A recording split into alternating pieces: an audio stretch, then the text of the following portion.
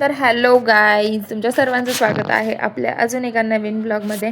तर आम्ही अचानक गावी का आलो ह्याचं कारण मी तुम्हाला सांगते. कारण आम्हाला शिवणखेडला जायचं आहे उद्या सकाळी लवकर. आणि का जायचं आहे तर तेही सांगते मी. पण मी आधी लातूरला आले होते आणि मला लातूरमध्ये काहीतरी काम होतं, त्याच्यामुळं आम्ही दोघंही लातूरला आलो होतो 2 दिवसासाठी फक्त. आणि गावाकडे यायचं तर काय ध्यानात पण नव्हतं आणि मनात पण नव्हतं, तरी अचानक निघालो. कारण आमच्या गणेशला झाला होता कावीळ, आणि कावीळचं इंजेक्शन हे शिवणखेडला मिळतं. त्याच्यामुळं आणि ते शिवणखेड आहे ना आमच्या गावाच्या थोडंसं पुढं आहे, म्हणजे आमच्या गावावरूनच शिवणखेडला जावं लागतं.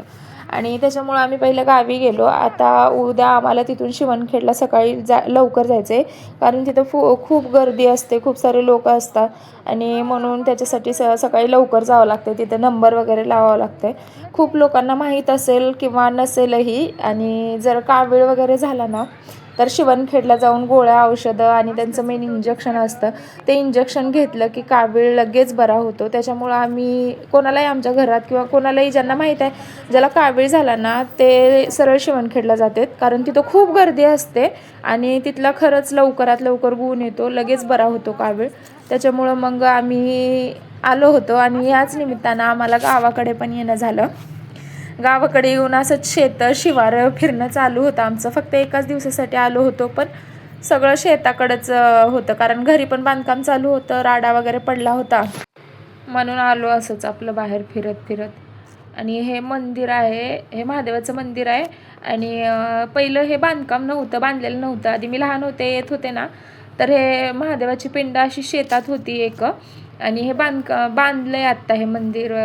पुढे पत्रे वगैरे आत्ता टाकले ते, बाकी हे काहीच नव्हतं असं, फक्त शेतामध्येच होते असं. म्हणजे मंदिर टाईप छोटंसंच महादेवाची पिंड होती.